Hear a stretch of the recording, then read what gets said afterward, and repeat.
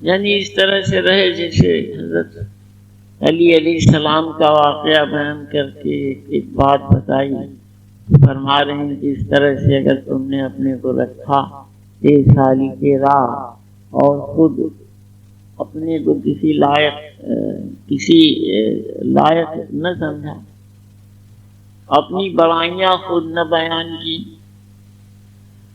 اسے بتانے کی اور سمجھانے کی فکر نہ کی اپنی طرف سے، تو فرما رہے ہیں کہ تمہارے لیے لوگوں کی اچھی زبان کھلے گی، کچھ دنوں تک چاہے نہ کھلے، لوگ تمہاری قدر قیمت نہ سمجھ پائیں، لیکن ایک وقت ایسا آئے گا کہ سمجھیں گے۔ تمہارا اپنا کام کیا ہے؟ تمہارا اپنا کام کیا ہے؟ اس بات کو سمجھنے کی طرف اشارہ فرما رہے ہیں کہ تمہارا اپنا کام کیا ہے، یعنی تمہارا اپنا کام یہ ہے کہ تم اپنی کسی بڑائی اور بزرگی کی طرف کسی حالت میں بھی نگاہ مت ڈالنا، اس طرح کے مت بن جانا جو دوسروں کی بات برداشت نہیں کر پاتا۔ اگر کوئی شخص اس کے سامنے زبان کھول دے، بول دے یا کچھ کہہ دے یا بتا دے تو اسے نہایت ناگواری محسوس ہوتی ہے۔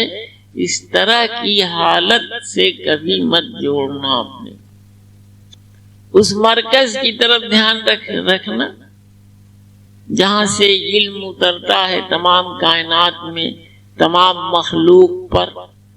کیا پتا کون کس لمحے میں کس تار سے جوڑ دیا جائے، مرکز کیا کام لے رہا ہے کسی سے، کیا جملے کیا لفظ کسی کی زبان سے کہلوا رہا ہے، اس بات کو دھیان میں رکھتے ہوئے نہ کسی کو ڈانٹو، نہ کسی کو ڈپٹو، نہ کسی کو بھگاؤ، نہ کسی کو جھڑکو، اپنے کو باطن سے مشغول رکھو، نرم رہو مٹی کی طرح۔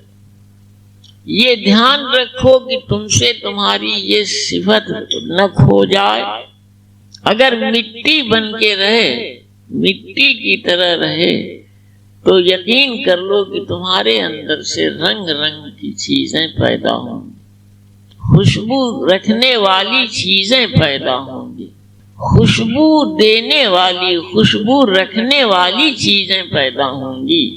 اور اگر تم نے اس کے خلاف کیا، اس راہ کے بجائے دوسری راہ اپنائی، مٹی کی صفت تمہارے اندر موجود نہ رہی، تو تم کبھی بھی اس لائق نہ بن سکو گے کہ چھپے ہوئے خزانے غیب کے خوشبو رکھنے والے تمہارے اندر سے باہر ظاہر ہو سکیں۔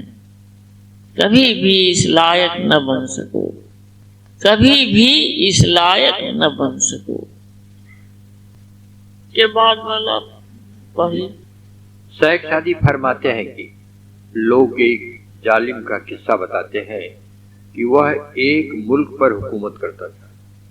اس کے زمانے میں لوگوں کا دن شام کی طرح تھا، یعنی جس طرح شام ہوئی اور عاشق جو ہجر میں گھلتا ہے اور زیادہ غمگین ہو جاتا ہے کہ اب رات آئی اور یہ پھر تنہائی میں گزرے گی، اسی طرح پورا دن لوگوں کا اس بادشاہ کے ظلم کی وجہ سے غم میں گزرتا تھا، اور رات کو اس کے خوف سے لوگوں کی نیند حرام تھی، یعنی جو خوف دن بھر پیچھا کرتا تھا وہ رات کو اور گہرا ہو جاتا تھا کہ دن اگر خوف میں گزرے تو ایسی جگہ کی راتیں اپنے آپ خوفناک ہو جاتی ہیں۔ نیک لوگ اور زیادہ تنگ تھے، طرح طرح کی مصیبتوں کا شکار ہوتے، ان کے ہاتھ رات کو اس کے لیے بد دعا کے واسطے اٹھتے۔ کچھ لوگ اسے زمانے کے بزرگ کے پاس حاضر ہوئے اور پھوٹ پھوٹ کر رونے لگے۔ ان لوگوں نے ان سے عرض کیا کہ اے دکھیوں کے کام آنے والے، اس ظالم جوان سے کہہ دے کہ وہ خدا سے ڈرے۔ ان بزرگ نے جواب دیا کہ میں اس کے سامنے خدا کا نام لینا بیکار سمجھتا ہوں اور میری طبیعت رکتی ہے، اس لیے کہ ہر شخص اس کے پیغام کے لائق نہیں ہوتا۔ جب تو دیکھ لے کہ کوئی شخص سیدھی، سچی اور عبادتوں کی طرف جانے والی راہ کا مخالف اور دشمن ہے، اور یہ دشمنی کھلی ہوئی ہو، تو اے سمجھدار آدمی اس جگہ خدا کے بیچ میں مت لا، اس لیے کہ ایسا آدمی ہمیشہ وہی بات سنتا ہے اور مانتا ہے جو اسے اس کا شیطان یا ہمزاد بتائے۔ شیخ سعدی فرماتے ہیں کہ اے بھائی، میں نے صحیح کہا ہے کہ مرد خدا کے سامنے ہی حق بات کہی جا سکتی ہے۔ فرماتے ہیں کہ میں بیوقوف آدمی کے سامنے علم کی باتیں نہیں کرتا، بلا وجہ کیوں اس سر میں بیج دیا کروں۔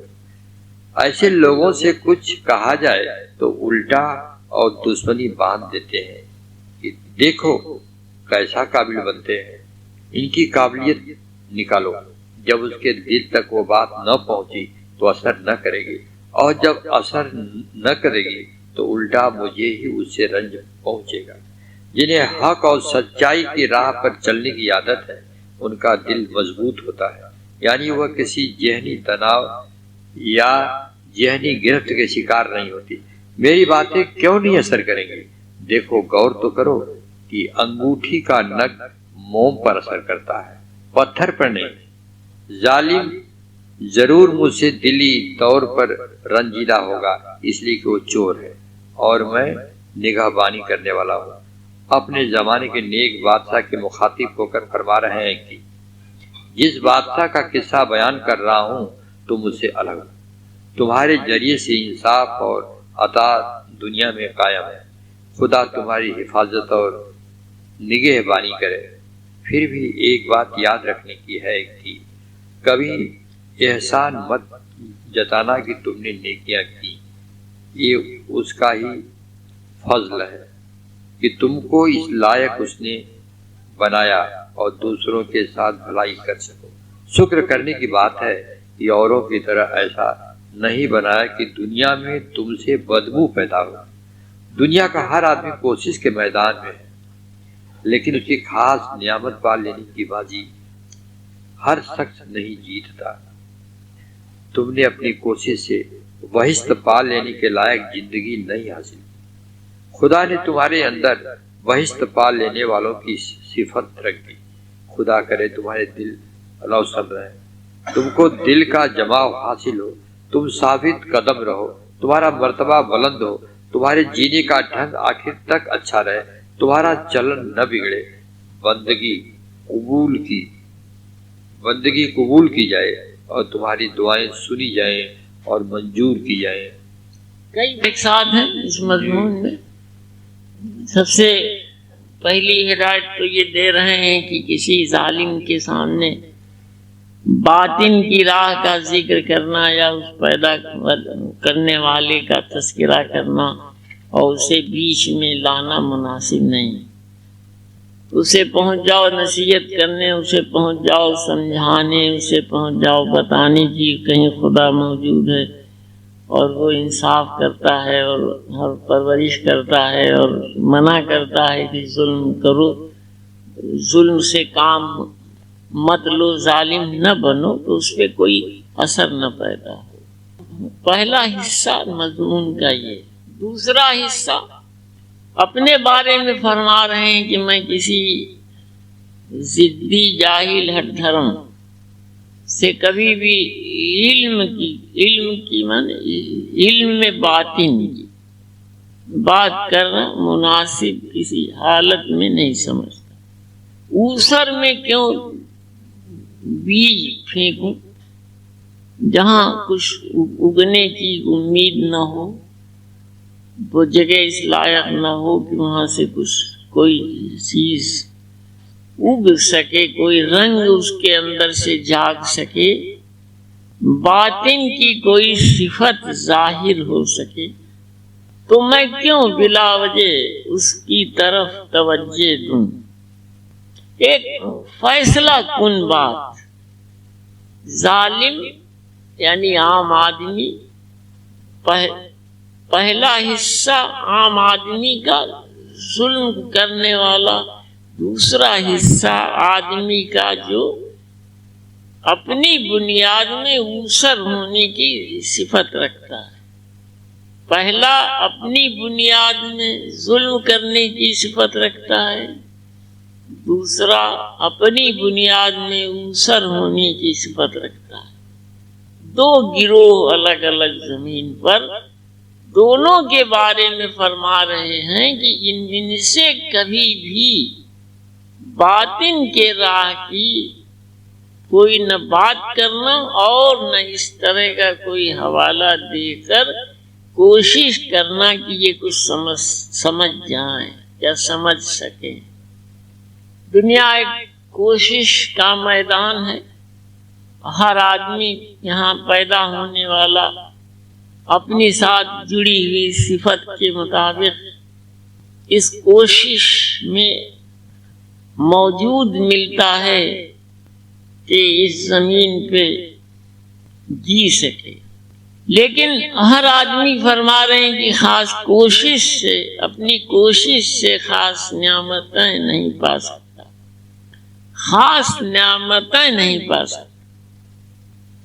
اس بات کا وہ شکر ادا کرے جس کے اندر باطن کی راہ پا لینے کی خواہش موجود ہو، غیب کی دنیا دیکھنے کی اچھا موجود ہو، آسمان سے جڑ جانے کی خواہش ہر وقت زندہ ملتی ہو، وہ آدمی خوش نصیب ہے، اور ایسوں کے ہی قلب پہ اور روح پہ غیب کی دنیا کھلتی ہے۔ فرما رہے ہیں کہ تم کو دل کا جماؤ حاصل ہو، کتنی چیزوں کی ضرورت پڑے گی اس راہ میں سفر کرنے کے لیے، ان کا تذکرہ فرما رہے ہیں۔ اپنے ڈھنگ سے، اپنے خاص انداز سے کہ تمہیں دل کا جماؤ حاصل ہو، تم ثابت قدم رہو۔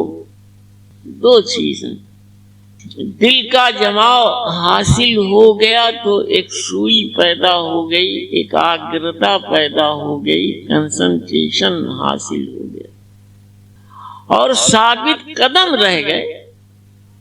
کسی طرح کے حالات کے آنے کے بعد تم اپنی جگہ سے نہ ہٹے، جس راہ پہ قدم رکھے ہوئے ہو اسی راہ پہ موجود، ہر حالت میں ثابت قدم ہو کر ملتے ہو تو تمہاری قیمت غیب میں مقرر ہوگی، فرشتوں کی نگاہ میں آؤ گے، غیب کی دنیا میں موجود بزرگ روحیں تمہاری طرف مخاطب ہو جائیں گی، تمہارا جماؤ انہیں مخاطب کر لے گا، تمہارا ثابت قدم رہنا، مضبوط قدم رہنا انہیں پسند آئے گا، تمہاری ایکاگرتا، تمہارا کنسنٹریشن انہیں مخاطب کر لے گا،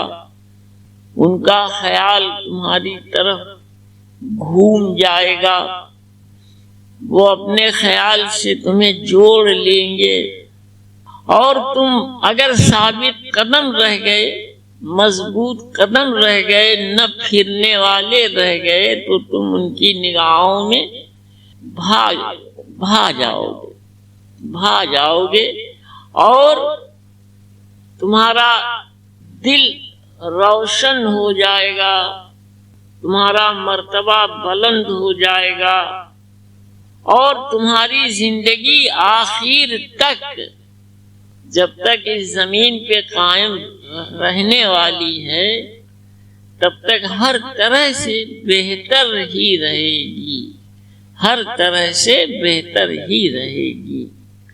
کسی طرح کی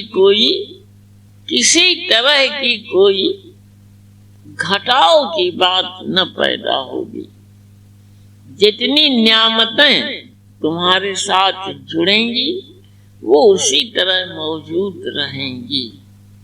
اگر دو چیزیں تمہارے ساتھ موجود رہیں تو پہلی چیز جماؤ، دوسری چیز ثابت قدم رہنا.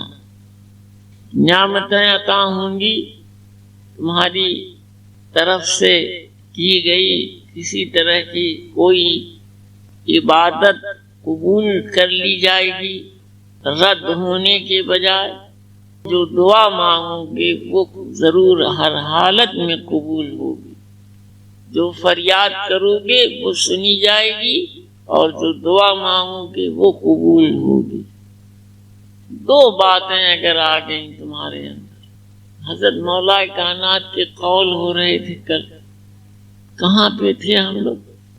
انہیں آخر تک ہوئے روح کی قسم بیان کر رہے ہیں کہ وہ پیدائشی طور پر مجذوب ہے. روز ازل میں جب روحیں موجود ہوئیں اور آواز گونجی اسی وقت اس پہ جذب اتر آیا.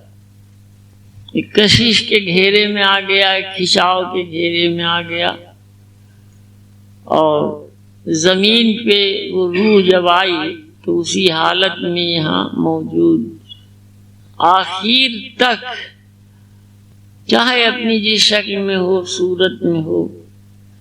دیکھنے والوں نے دیکھا، دنیا کے کسی کام کا نہ ہوا اور نہ اس نے نگاہ کی دنیا کے کام کی طرف، نہ اس کے اندر کوئی ایسی صفت موجود تھی جو دنیا سے جوڑتی. بے خیال تھا. خیال اسی جگہ رکا ہوا تھا، خیال اسی جگہ رکا ہوا تھا جہاں ازل کے دن رکا بندھا، جہاں ازل کے دن رکا اور بندھا، پھر وہاں سے نہ ہٹا. پیدا ہو جاتے ہیں ایسے لوگ گھروں میں، اس گھر کے لوگ فکر کرتے ہیں کہ ان پہ کوئی بھوت ہے، جنات ہے، سایہ ہے. نہ یہ بولتا ہے، نہ کھاتا ہے، نہ سوتا ہے. نہ بولتا ہے، نہ سوتا ہے، نہ کھاتا ہے. کسی طرح کی کوئی صفت آدمیوں کی ظاہر نہ ہو پاتی ہے اور نہ ہوتی ہے. دوسری قسم بیان کر رہے اور یہ مکاشفہ کونی وغیرہ بتا رہے ہیں کہ دنیا کا کوئی کے اندر کا کوئی مکاشفہ، چھپی ہوئی چیزوں کو جان جانا، دیکھ لینا. مکاشفہ مانے چھپی ہوئی چیزوں کو جان جانا، دیکھ لینا. تو روح کے ذریعے سے، کسی جن جنات کے ذریعے سے نہ ہو، سدھی کے ذریعے نہ ہو، روح کے ذریعے سے، نور کے ذریعے سے جان جانا، دیکھ لینا. دوسری قسم بیان کر رہے ہیں کہ جو طریقت میں آیا، تعلیم کے راستے پہ رہا، باقاعدہ ریاض کرتا رہا اور ایک دن جب اسے سلطان الاذکار سے جوڑا گیا اور انوارات نے ہر طرف ہجوم کیا، نظر آنے لگے. انہد نعت کا سر کھلا یا کوئی ذکر کھلا، دونوں حالتیں. سلطان الاذکار کے ساتھ صوت سرمدی. سلطان الاذکار وہ ذکر جو روم سردیت ہے کے مقام پر ہو. انوارات کا ہجوم ہوا ہر طرف سے اور اس کی برداشت نہ کر پائے. برداشت نہ کر پانے کی وجہ اہل مجاہدہ میں سے ہوگا. اہل مشاہدہ ہوتا تو برداشت کر لیتا، فرق ہوتا. اہل مجاہدہ میں زیادہ تر برداشت نہیں کر پاتے. مٹی مضبوط ہے تو برداشت ہے، نہیں تو برداشت کا سوال نہیں پیدا ہوتا. حضرت شاہ غوث علی صاحب نے ایک واقعہ ذکر فرمایا ہے. اس ازلی مجذوب کا ایک کم عمر کا بچہ کسی کے گھر پہ تھا. سیاحی کے زمانے میں یہ اس گھر پہ رکے. وہ نوجوانی میں قدم رکھنے والا بچہ بیٹھا ہوا تھا خاموش. ان کے پہنچنے